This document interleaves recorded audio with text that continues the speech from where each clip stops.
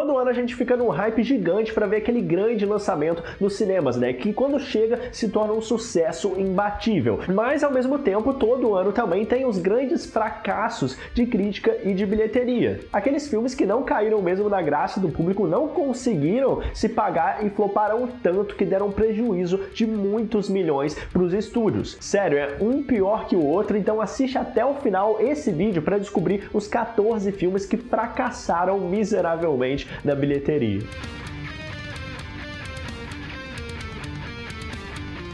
Fala nerds, eu sou o Lucas, sejam muito bem-vindos ao Experiência Nerd. E a indústria de cinema movimenta bilhões todos os anos, eles arrecadam muito dinheiro, mas nem tudo é sucesso em Hollywood, né? Porque tem aqueles filmes que gastam muita grana para serem produzidos e não conseguem nem sequer se pagar. Então será que você conhece os principais filmes que foram um grande fracasso de bilheteria? É exatamente isso que a gente vai descobrir agora, mas já deixa o seu like aqui embaixo se você é fã de cinema, assim como eu. E eu preciso muito da sua ajuda porque eu tô me dedicando a produzir mais vídeos sobre filmes para vocês, então você precisa estar inscrito com o sininho ativado para receber esses vídeos assim que eles saírem. Só se inscrevendo aqui e clicando no sininho você não vai perder. Então não deixa para depois, eu conto com você, hein? Muito obrigado e vamos pro vídeo. E lembrando, galera, só pra gente ter uma noção geral aqui, é importante a gente ter um entendimento disso para conseguir entender por que um filme ele fracassa ou não nas bilheterias. Começando pelo fato de que toda bilheteria em cada país é dividida de uma forma. Então, por exemplo, no principal mercado assim de Hollywood, lá nos Estados Unidos, que a gente consegue ter essa métrica melhor e também fazer o tracking dos filmes, que são as projeções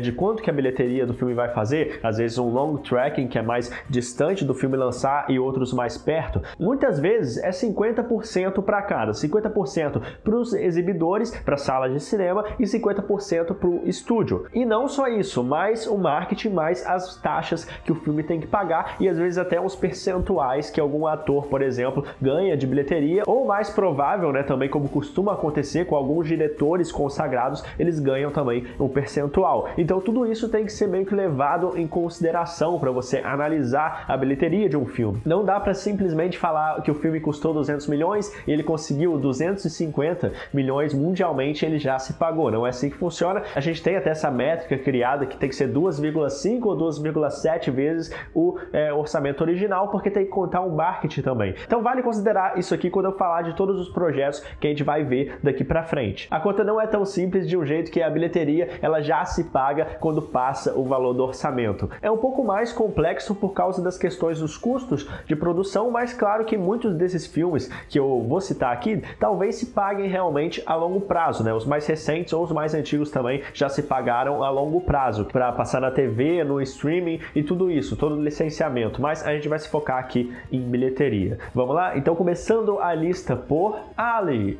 Para começar a lista, a gente tem a cinebiografia do Muhammad Ali, que é considerado por muita gente como o maior boxeador de todos os tempos, né? E o Will Smith, que já tinha feito sucesso com a série Um Maluco no Pedaço nos anos 90 e também com o filme Bad Boys, né, que colocou ele pro estrelato realmente em Hollywood, ele foi escolhido para o papel principal. E tudo isso deu muito certo para ele receber a primeira indicação dele pro Oscar, né, que ele só ia conseguir 20 anos depois, com o famoso Oscar do tapa. Quem se lembra aí desse fatídico momento, né? Mas nas bilheterias naquela época, o filme ele não foi bem, apesar de ter uma boa repercussão na crítica, né? Mas como esse filme tinha um orçamento de 107 milhões, ele não conseguiu chegar nem na base desse orçamento, já que o filme fez apenas 87 milhões no mundo todo. E se vocês acharam baixo isso, lembrando que a maioria dos projetos que eu coloquei aqui são filmes considerados box office bomb, né? Que são aqueles filmes que têm uma bilheteria menor que o orçamento. Então se já começou assim, tem muita coisa pior vindo por aí. Pluto Nash. Se você já assistiu muitos filmes de comédia, principalmente dos anos 80 e 90, com certeza você já ouviu falar do Ed Murphy, né? Ele foi um ator muito conhecido, principalmente com seu auge nessa época. Mas muita coisa mudou e a carreira dele teve grandes fracassos. E o maior de todos, sem dúvida, é Pluto Nash, que se você nunca ouviu falar, tenta ser uma comédia e ficção científica, mas falha miseravelmente em tudo.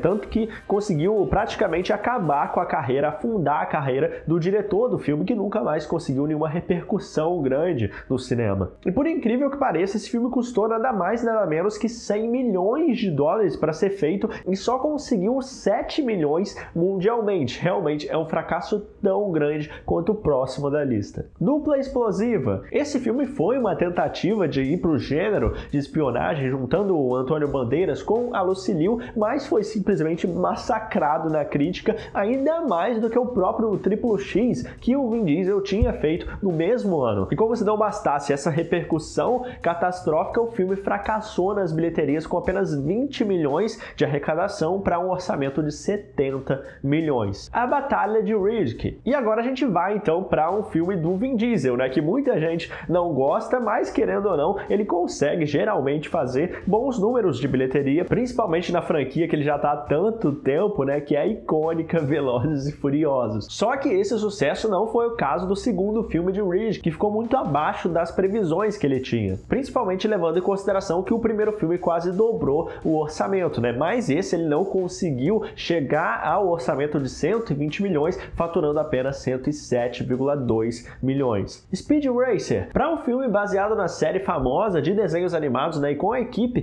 que trabalhou no sucesso que foi o primeiro filme Matrix de 1999, o filme de Speed Racer tinha tudo para dar certo, né? Mas infelizmente não foi nada disso que aconteceu. Isso não foi o bastante para o filme conseguir se salvar e ter um desempenho bom em bilheteria. Com um orçamento de também 120 milhões, assim como a Batalha de Riddick, mas ele foi pior ainda, porque ele não conseguiu nem passar a marca dos 100 milhões. Ele ficou apenas em 93 milhões de arrecadação no mundo todo. Conan o Bárbaro. Antes do Jason Momoa ficar mais conhecido como o Khal Drogo de Game of Thrones e muito antes também do sucesso dele como Aquaman no cinema, ele fez um filme que prometia então trazer uma nova abordagem para um personagem que nasceu dos clássicos, né, do Robert E. Howard, o Conan o Bárbaro, e que já tinha sido adaptado com o Arnold Schwarzenegger no papel principal, né, naqueles filmes clássicos, que ficou icônico mesmo no papel, né. Mas infelizmente, apesar dessa tentativa de trazer o Conan de volta ser uma boa ideia, ela não deu nada certo e o filme, que custou 90 milhões, só conseguiu fazer 63 milhões mundialmente. Mais um box office bomb para nossa lista, mas não tão grande quanto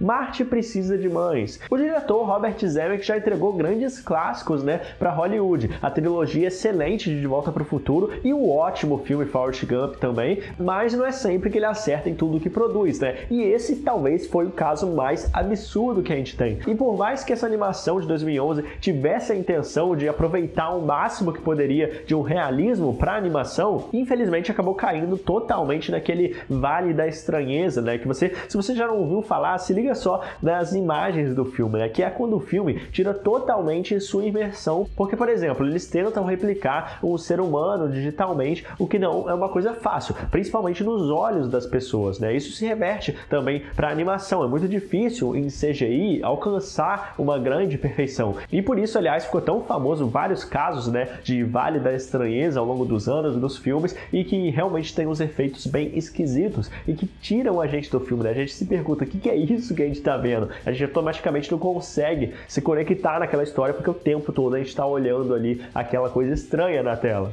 Um recente, inclusive, foi aquele olho extra na testa do Doutor Estranho, né? Se vocês lembrarem bem, lá em Multiverso da Loucura, que muita gente reclamou e realmente ficou bem bizarro, né? E isso por si só já foi um dos motivos que afastou a galera, né? Além da história ser bem esquecível. Então o pessoal realmente não comprou a ideia, e tanto que isso se refletiu totalmente na bilheteria do filme, que foi um desastre, galera. Custando 150 milhões para tentar fazer essa animação que buscava o realismo, né? 150 milhões para conseguir no final só 39,5 milhões. Realmente um fracasso gigantesco para Disney. R.I.P.D. 2 anos depois do fracasso de Lanterna Verde, o Ryan Reynolds tentou de novo fazer outra adaptação de quadrinhos e foi para um lado totalmente diferente das HQs com R.I.P.D., que foi mais uma vez um desastre na bilheteria logo no primeiro final de semana. Com um orçamento de 130 milhões, o filme só faturou 79 milhões, muito abaixo do esperado, né? Sorte do Ryan Reynolds que logo depois ele não desistiu, né? E conseguiu então o sucesso com o primeiro Deadpool em 2016. A Promessa. Partindo para um filme agora com um contexto um pouco conturbado, né, porque envolve a questão política mesmo, já que essa história, estrelada pelo Oscar Isaac, retrata então o momento da Primeira Guerra Mundial com a morte de milhares armênios. E segundo o produtor do filme, tudo isso dificultou muito na distribuição pelos Estados Unidos, né, gerando um prejuízo muito grande, já que o filme custou 90 milhões e só conseguiu 12 milhões. Realmente é outro que chega nesse clube aqui dos que estão muito distante do orçamento base para o filme, né? Sem contar o marketing e outros custos que esse filme sempre tem. Rei Arthur! De tempos em tempos a gente tem uma nova adaptação desses contos clássicos, né, em filmes mais históricos, mas já faz tempo realmente que esse gênero está sofrendo, né, com fracasso atrás de fracasso. E esse foi o caso de Rei Arthur, com Charlie Hunnam, de 2017, que não conseguiu se pagar, com um orçamento de 175 milhões, um orçamento bem grande, e o filme só fez 139 milhões no mundo todo. Max Steel.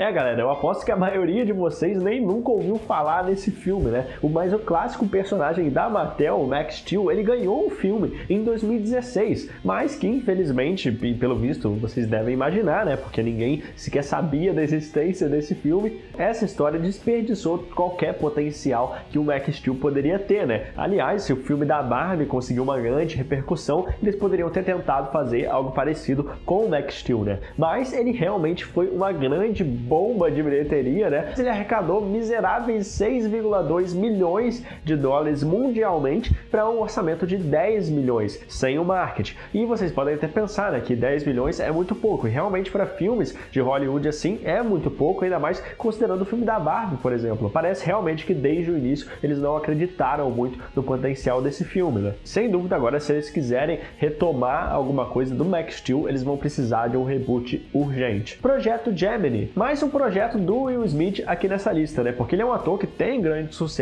sim na carreira, mas também já fez muitas escolhas ruins, né? Por exemplo, o Esquadrão Suicida do David Ayer lá em 2016, mas que pelo incrível que pareça naquela época acabou conseguindo ir bem, né? Mais um dos grandes então fracassos do Will Smith foi o Projeto Gemini, que vinha por causa dessa ideia de elevar o nível da tecnologia, né, de rejuvenescimento facial e até mesmo a quantidade de quadros por segundo na tela, né? Mas tudo isso acabou ficando em segundo plano no final das contas, até porque, pelo que eu lembro bem na época, poucos cinemas eram capazes de suportar e realmente ter uma tela eficiente para a gente conseguir notar uma diferença, né, nessa capacidade de quadros por segundo e tal. E então isso acabou sendo relevante, ainda mais para pensar na história mais genérica que o filme tem. E o filme ele não conseguiu se pagar justamente por causa desse alto orçamento que ele tem, né, de 130 milhões, e uma bilheteria mundial de 178 milhões, mais claro, considerando toda a divisão que eu falei no início desse vídeo, o marketing do filme que a gente teve na época e também talvez os custos adicionais e até, quem sabe, um percentual do Will Smith, esse filme realmente ele não conseguiu ter um desempenho nada bom. O Último Duelo. E outro grande exemplo de filme histórico fracassando foi o Último Duelo do Ridley Scott, que foi o diretor de Alien, né, e já fez vários projetos que acabaram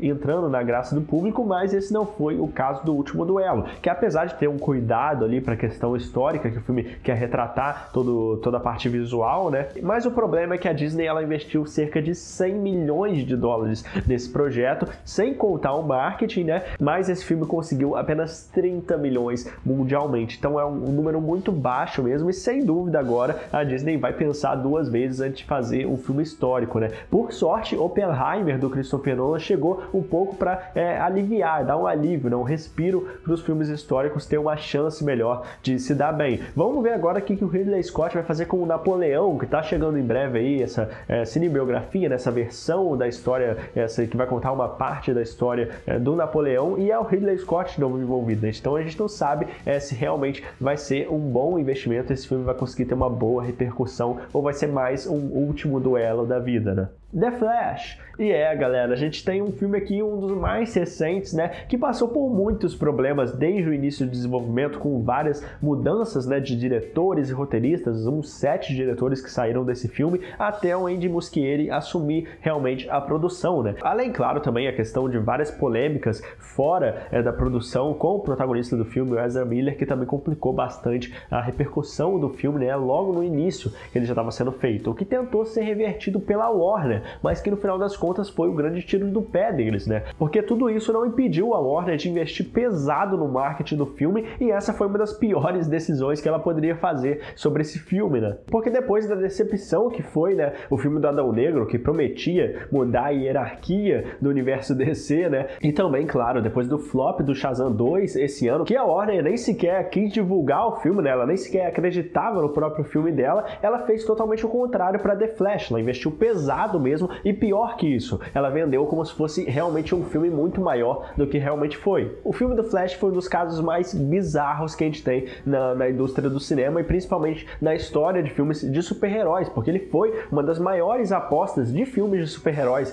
que a gente já teve. Então, afinal, por que será que esse filme flopou tanto assim, né? Eu já comentei aqui no canal esse ano diversas vezes, né, sobre o filme do Flash, mas a questão é que, além da produção problemática, com vários roteiristas, vários diretores que passaram por esse projeto e as polêmicas envolvendo o Ezra Miller, a gente teve então essas exibições, testes gratuitas para os fãs, né, muitas pré-estreias e tal pelo mundo, que realmente colocaram uma visão que o filme era muito diferente do que a gente recebeu, que era um filme épico e não uma comédia, e realmente muito forçada, e uma história tão sem sentido como foi pra mim, pelo menos. E eu já fiquei com o pé atrás quando eu vi isso, mas eu ainda assim tava na expectativa de ser um bom ou até um ótimo filme. Mas quando os jornalistas começaram a falar, né, porque eles sempre falam, o melhor filme desde Cavaleiro das Trevas, e o próprio CEO, esse é o problema, o próprio CEO da Warner Bros. Discovery falou que é o melhor filme que ele já viu de super-heróis, é o melhor filme de todos os tempos de super-heróis. Ele disse isso, ele deu essas declarações.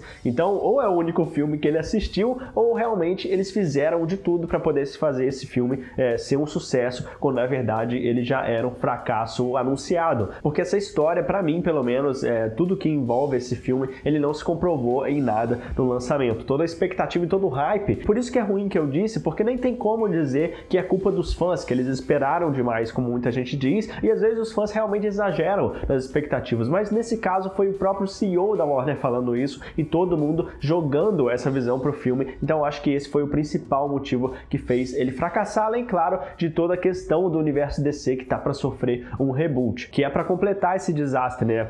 O desgaste da marca DC mesmo, fora da bolha nerd que gosta de acompanhar, a nossa bolha nerd que gosta de ver sobre os filmes, mas todo mundo ficou se perguntando, né? Pra que eu vou assistir esse filme, sendo que nada que vai ser usado nele vai ser importante pro futuro, pro outro novo universo? E até por isso que o filme do Besouro Azul, ele tentou então vender que o personagem vai fazer parte do DCU, pra ver se o James Gunn conseguia salvar mais um filme que realmente não vai mudar em nada o novo universo. Então, além de tudo isso, a recepção negativa da história do filme com os fãs e com o público em geral prejudicou totalmente a segunda e a terceira semana do filme, que são totalmente importantes, né, para um filme conseguir se manter bem, com uma queda de mais de 70%, que foi a pior queda do universo DC. E o filme, que tinha um orçamento de 220 milhões, sem o marketing, que foi gigantesco, só conseguiu 268 milhões. Então, de longe, esse filme deu um prejuízo gigantesco. Uma das maiores apostas da Warner, dá pra acreditar? Vocês querem um vídeo especial com os principais fracassos desse ano? Ao final do ano, quem sabe a gente faz um vídeo completo desse? Comenta aqui embaixo qual é o maior fracasso do cinema de qualidade e bilheteria. Já deixa o like, porque assim o YouTube entende que você curte esse tipo de conteúdo. Eu preciso muito da sua ajuda, porque esse canal não é monetizado. Então, se você quer receber mais vídeos como esse, se inscreve com o sininho ativado, porque só assim você vai receber mais conteúdo que eu tô preparando e eu vou lançar em breve. Confira nesses outros vídeos sobre heróis, sobre Marvel, DC, que você vai curtir. É isso aí, valeu, falou, até mais!